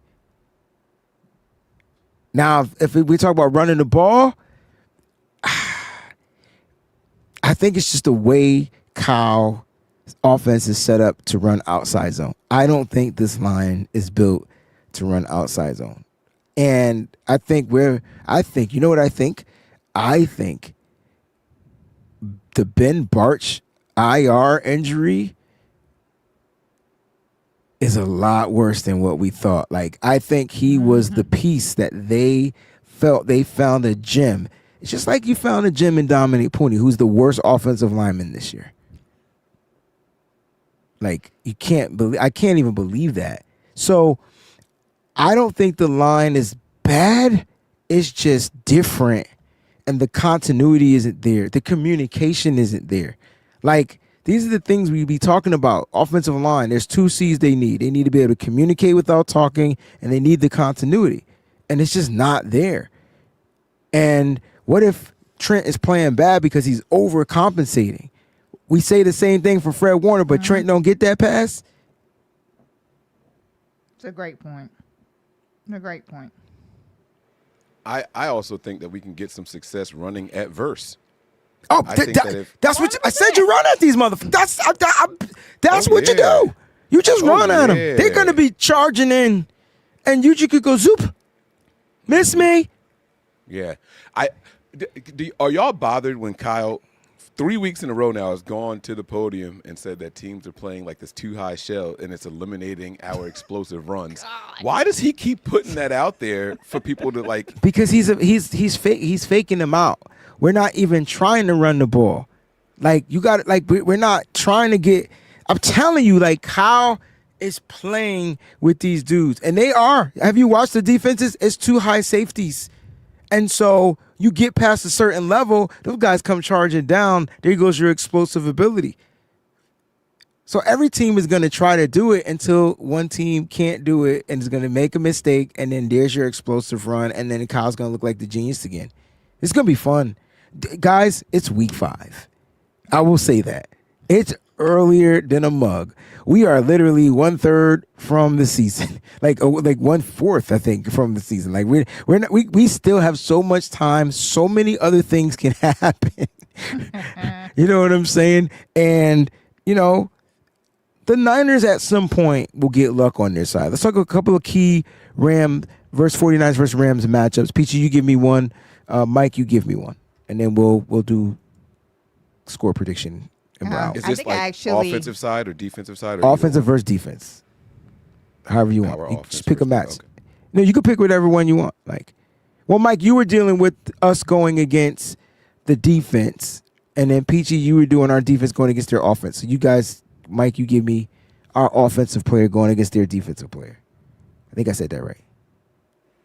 All right. I think a key matchup in this game is going to be. I'm going to go with DeMarcus Robinson. Former team. Yeah. Give him. We a little ain't even bit of a talking revenge about- game. I know. Yo, how did we not mention that on our other shows? Like, I That's forgot good. that this cat played for the Rams and used to kill us deep. He was the Tutu Atwell. Yes. Right. Let him get a was. little bit of get back. You know what I'm saying? Second And game back. Right. Didn't look getting like legs himself under him. because he wasn't on the. Oh, is this coming full circle? These on, motherfuckers man. need to play. They need reps. That's why Yeah. Brock had to play. I think Unfortunately, that's gonna he hurt his big It's going toe. to be key here. Sorry, so I I got want to excited. see Robinson. No, it's cool. It's a good thing to be excited about, right? When you got a veteran that you have to depend on in a game, that is A+, man. That's what you want to do. That's what we brought him in for. And I'm not saying that he's going to go out there and have 200 yards or anything like that, but he needs to have at least 8 targets in this game. I think he brings in 6 of them. I has think- some explosives, and he can get in the end zone also. Mike, if he is that Ricky Pearsall role, his job is to get down the field, find the holes in the zone, catch the goddamn ball. And he's proven he's got the hand, so I'm not worried about that. Then he's also proven that he can be tough and take a hit. That I'm worried about because I could have swore he had a concussion. Like that throw, bro. That was the most hospital of the hospital balls that Brock. That was a Jimmy Garoppolo pass. That He was a popped pass up like that a Devontae dandelion. Adams said on that wide receiver show. I get the fuck out of here. This motherfucker's going to get me killed, Yeah, right? Yeah. And he popped right back up. I'm like, yo, like, what is up with this dude? Like, I held my he was life in my hand. I was like, nice catch. Like he see dead people right now. But no, Mike, I like that you picked DeMarcus Robinson. I don't think they're gonna have anybody that's gonna be able to cover him. I feel like your boy is out on the IR, right? And I don't think their secondary. I mean, they got safeties, so I like their safeties. So I think I do like that matchup. Peachy, let's flip the script, man. Offensively, who are we attacking? Like, who are you saying, no, defensively, who are you looking to take away from their offense? Sorry, Mike and Peachy. It'll have to be my favorite matchup in these games because of any of them that have Fred involved in it. It'll have to be Fred going against Kyron. Yo, this is gonna be crazy. I'm actually, I'm real excited about. I think I might be more excited about this Fred Kyron matchup than any other matchup that we've had so All right, far. This I gotta season. throw a number at you. You ready? Fred Warner, Kyron Williams, 5 targets. How many does Kyron catch on Fred Warner? Oh goodness. It's the targets that bother me. I ain't worried about this Right. motherfucker in the run game. Exactly. If the defensive line do their job, Fred is cracking the guy. Exactly. But 5 targets is what I'm Yeah. worried about. And I bet you, Peachy, $1. It ain't worth shit, but I bet you $1 that they will find a way to make sure Kyron Williams isn't on Fred Warner by putting a receiver on Fred Warner and giving him Yes. to D. Winters. How much you want to bet? And D. Winters gives up touchdowns in the red zone. In the red zone. I want to make it clear. It's in the red zone. It's only in the red zone. yeah, So how many targets did you think he'll receive on 5 against Fred? 3 of them, at least 3. He's probably going to get more. You think he's going to get 3? That's why I said at least 3. I don't know. Fred Yeah. playing the best coverage of his life. Mike, can I ask you the same question? I'm not mad at the 3, but they ain't going to go for much. Like, Fred's going to be right there. You know what I'm saying? Like, you can go ahead and get them 3. Like, they're going to be a hard-earned, whatever the yardage is, minimalized. There's no yak included. You know what I'm Yeah. say's going to be Yeah. there. Yeah. You know what I mean? He's Yeah, your that's a visa. good- He's everywhere you want to be. I think this is where Fred gets his first interception. Just I to do hit, too. He's going to be right there. Yeah. On a let's go. diving the pass that Upton Stout caught last week, I think that's going to be a Fred because they're going to test him. Yes. Yeah, 100%. I have a bonus question, though. Selfishly, I just need this for my thing tomorrow night that I'm doing, but who do you guys think is going to score the first touchdown in this game? From both sides? From either side. Oh, like first overall. First Like overall. what player or which That's team hard you saying? because it depends on who gets the ball first. But Okay, so both sides. If the Okay. 49ers get in the end zone, if the Rams get in the end zone. I think the first touchdown is going to be someone you least expect, like a Tutu freaking Bourne. Atwell, and then Kendrick Bourne. Like those would be my two guys. Okay. Yeah. They play the same position. All They right, just- I Bourne's like got that. that rapport with Mac Jones. Don't forget, he's got that rapport with Mac Jones, man. Like he's going to be that guy down. If we get down in that red zone, we get to the goal line area. That little shiftiness from Kendrick Bourne, they know each other. That's going to be the connection for the Niners. I like the Tutu Atwell one also. Yeah, because he gets open. It's like he gets skinny and you lose him, you know. And then next thing you know, oh shoot, the safety Yeah. over the top. Oh, But if the defense is if the 49ers defense is doing what they're supposed to do whenever they get into the red zone, because, and whatever happens down there, Breezy's dude, Blake Corum, could actually score the first touchdown. he could. I still think they go with Kyron Williams. So I would pick Kyron Williams over him to score first, but the Niners are the least creative team down there. And I know every other team I watch play in the NFL don't just run the ball right up them. They do some bootleg rollout. Next thing you know, the tight end's wide open. I'm just like, yo, he was just right here. I never understood why we don't let the tight end block and then go out for the pass. And it's just an easy touchdown. I don't know why our tight ends got to go in motion, run up and down the field, come back, touch the ground, do a suicide, get back down, and then be the target. I don't understand that. We did that this year. Wasn't that Tung's first touchdown? Yeah, Right? That he blocked and then he shed blocked. out and But and we it works. don't Kyle, do it consistently. Implement that shit more. Yeah, like Yeah, do it again. until Like, they what you stop waiting it. for? It's Keep yeah. doing it. Like, just you want to know what makes me mad about Kyle? It be stuff like that. I'm like, bro, Right. they can't stop it. So why change it up? You don't got to show the intersection of Puerto Rico. Nobody cares about that. They just want points. They want touchdowns. Because So he be trying to show out, especially against his bestie, Sean McVay. I don't know if they besties. I They used think to be besties. No. I think Kyle can't stand his ass. But they still friends. You got a friend that's your friend, but you be like the mom from Friday. Okay, like you know what I'm saying? Like you know what I mean? Like Friends that were forced to become enemies is crazy, right? Like that's crazy. Like we Yes. grew up friends, and now all of a sudden, because of our occupation, like We can't. Nah. Yeah. Right. So I think Sean has turned into I think Sean became a little bit more cocky. Oh, very, very common. And so I don't think Kyle likes that. Kyle's not that kind of a dude. He's a different reserved energy type of dude, But Sean, So that was a good question. I don't know. Here's who's gonna score. We got a couple of super chats right here. Nigel Crane, thank you for the super chat. Great seeing Mike on Nitty Gritty Show. We shorthanded, but I still believe we can beat the Rams. As DK always says, we still got playmakers. I hate y'all. You know what I'm saying? And the reason why, I know hate's a strong word, but I mean it, HATE. Because, why can't we just pick our team to lose just once? You know what I'm saying? It's okay.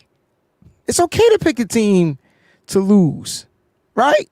I mean, we literally beat the fuck up. Literally. Literally. Bad. Mac Jones is playing with guys from NFL Street right now. We are literally beat up.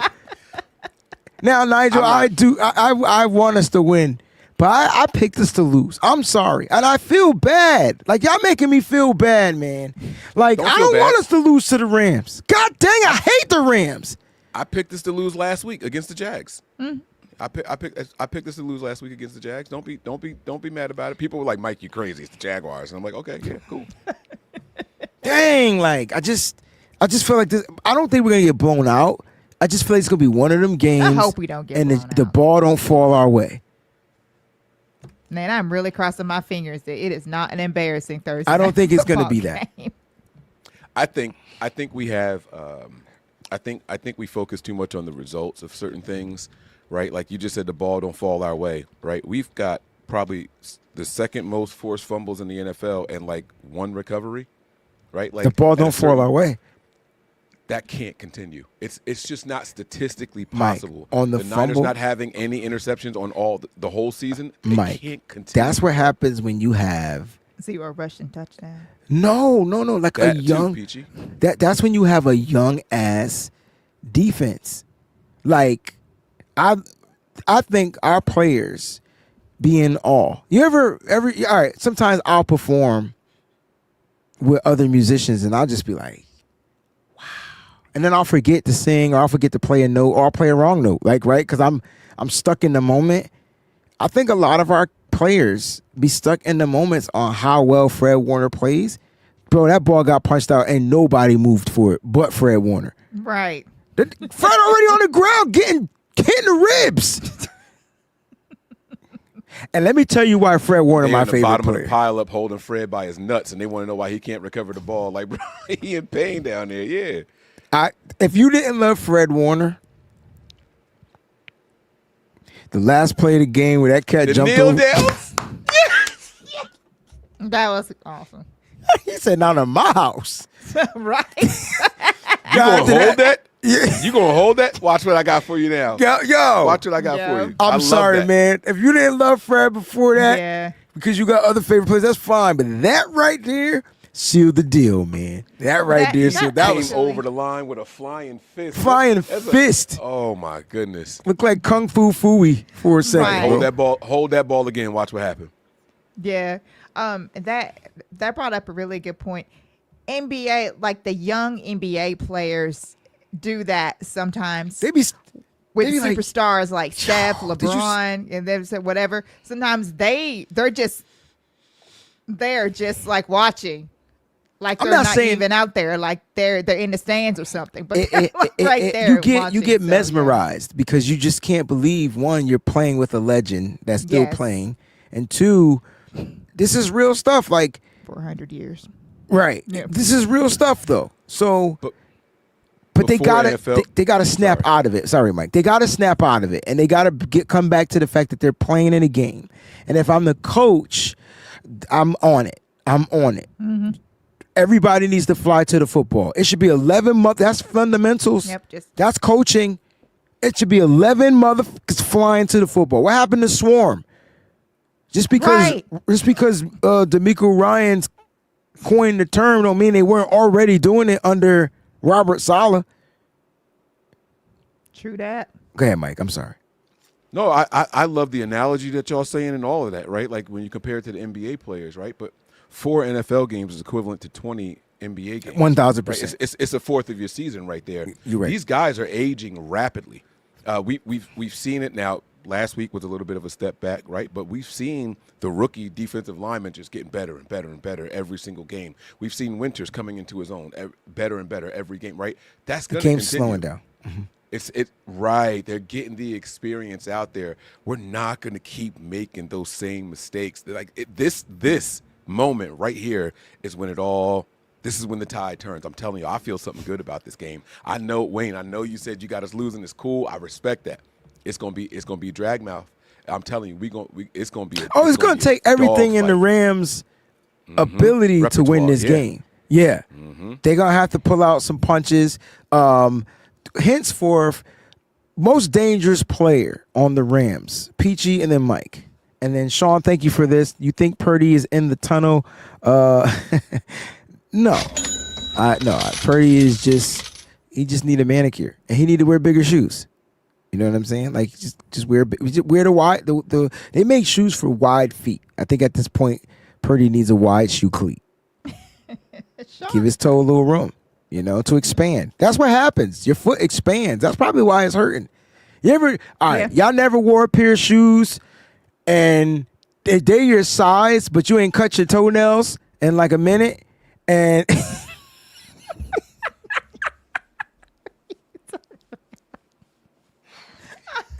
and so you wear them anyway, and then you be like, yo, why my freaking toe hurt, yo? And that next morning, you are cutting them toenails before you wash your teeth, brush your face. You are cutting them toenails, bro. Like, real talk. It's the church shoes that come to the point. Them joints, man. My toes supposed to be like this. They inside like this. They stacked up. It's the dress shoes that really get you. Why they gotta come to a point? I'll start wearing church shoes. What I do is I buy me some 11 Jordans that are patent leather, and so they shine, and my toes.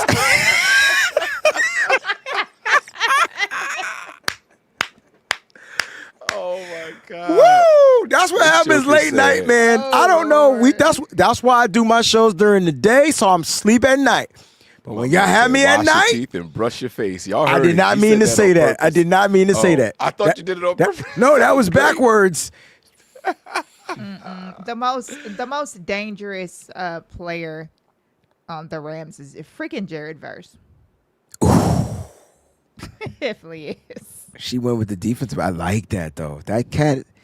If I would take Jared. I know, but the guy that I would beware of defensively is Byron Young.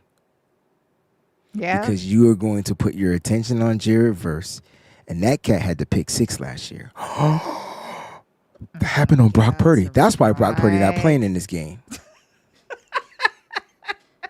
It just hit me. Oh Lord. That's why Brock Purdy not playing in this game. Pick 6, he is scared. Somebody earlier in the chat said he was scared. He is scared. He is scared. All right, Mike, the most dangerous player. On the Rams, Yeah. none of them. I ain't scared of none of them. Not now, one of them. I'm telling y'all, they running into a buzzsaw. They don't know what they're heading for. The whole world got us counted out. The Niners going to put them all on lock, offensively and defensively. I'm telling y'all about to see something special. I'm not scared of Puka, Corum, Kyron, Verse, none of them. Byron, bring them all. Bring them all. I don't care who it is. Versus me versus you, it don't matter. None of them. They not ready for it, bro. I'm not scared of none of them. Matt Stafford, none of them. Not a single one of them. So, Akello Witherspoon. Kobe Parkinson, Nigel. Kobe Parkinson, number 84. Fuck. All right, let's get to your score predictions. Mike, you're a guest, so you get to go first, bro. Yeah, man. I got the Niners winning this from 24-20. No, I'm lying. 24-18. 24-18. I'm sticking with my 6 points. I'm not straying from it. No. You said 24-20 because you know. Yeah, but I've been saying 6 the whole time, so I got it. Yeah, but that's okay. Niners. I want to know what the most recent thing that is coming out of your mouth, pause, is 24-20, right? I messed up, but yeah, that's fine. Right. Oh, so you're saying you messed up? Oh, okay. But no, you can put it on paper. I'm cool with that. A dub is a dub. I went by half a point. I don't care if we went by. Yeah. Okay. Now I don't want to tie. I don't want to be like the Packers and the Cowboys. We're not doing that. That was a waste of my life. I wanted to shoot the TV. What was Mike's? 24-20. 24-20. Okay. All right. Okay. I got Peachy. What do you got? Y'all gonna be so mad. Nah, nobody's gonna be mad. I'll be so mad. 25-26. Who? Who's gonna win? The Rams. Damn. That's a cat, man. I wouldn't be able to go live after that game. If it ended up 25-26, I would have to take a hiatus because I would be. Night football games are just man. I just see it being some weird, stupid mistake that we make and just cost us. How am I gonna go to the gym on Friday if it end that way? How am I gonna go to work on Friday? Because I got so many people at my job that are just, these newfound Ram fans, because it's the 49ers. Oh, because it's the Niners. Yeah. of course. Everybody, it's the Niners against the world. Okay. Always. All right. I'm gonna go.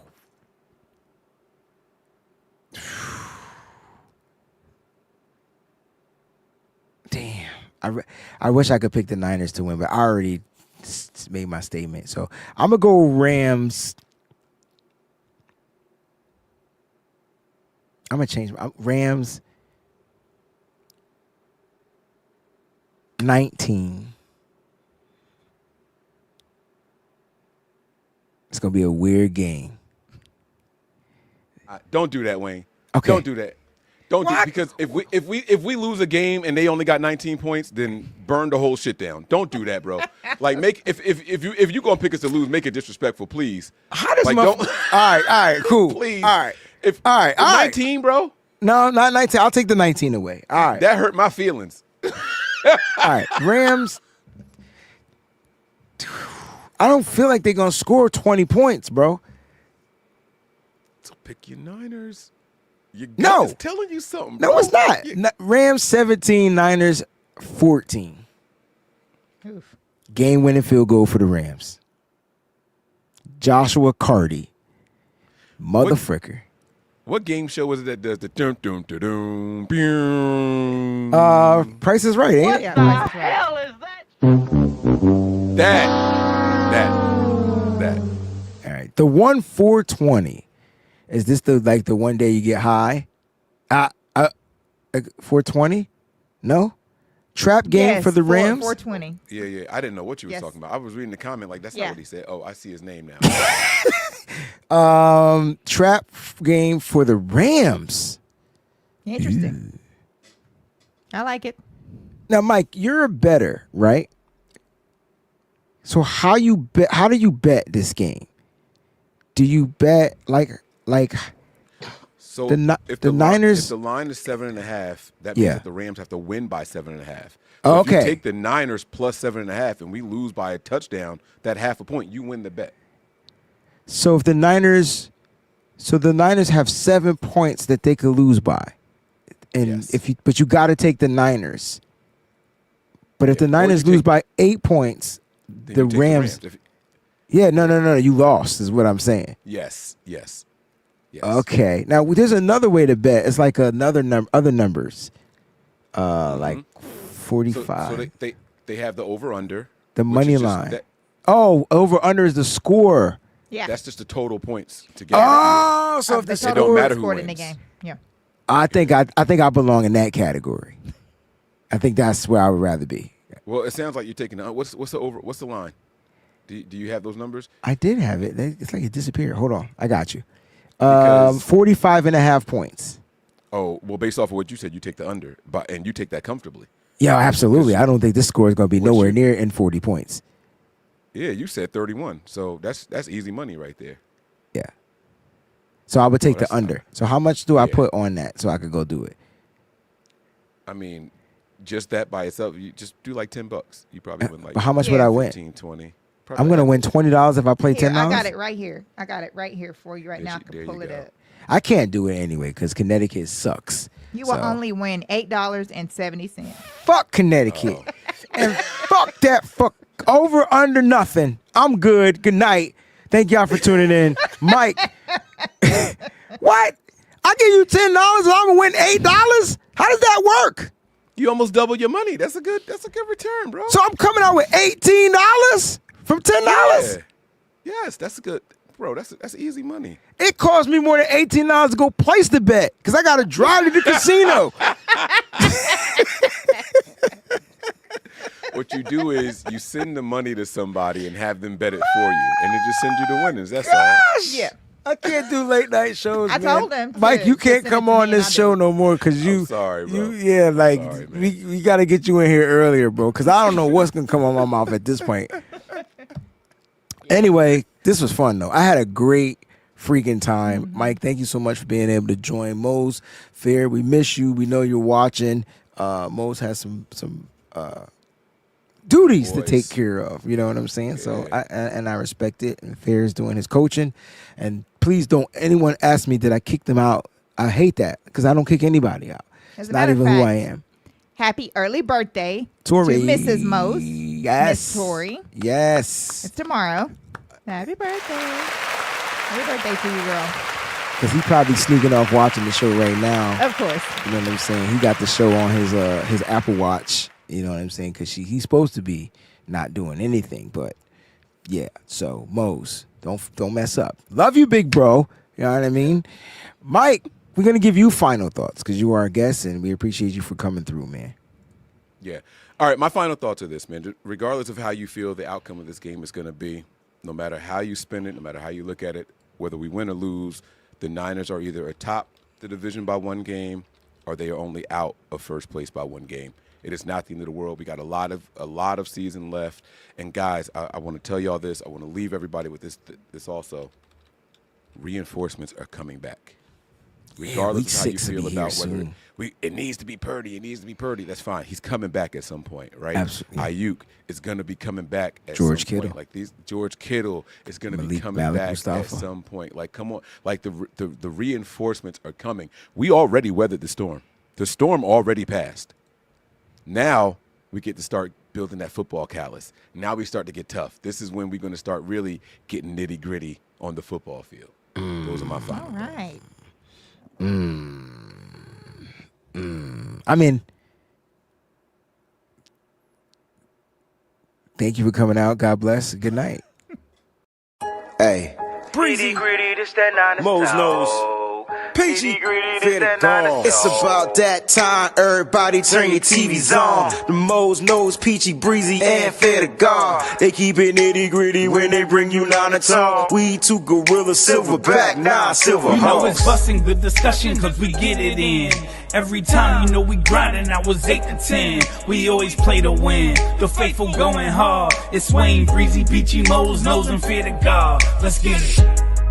Nitty gritty, this the line is tall. Don't like it, better take a walk. Nitty gritty, this the line is tall. We outline players up in chalk. Nitty gritty, this the line is tall. Don't like it, better take a walk. Nitty gritty, this the line is tall. Nitty gritty, this the line is tall.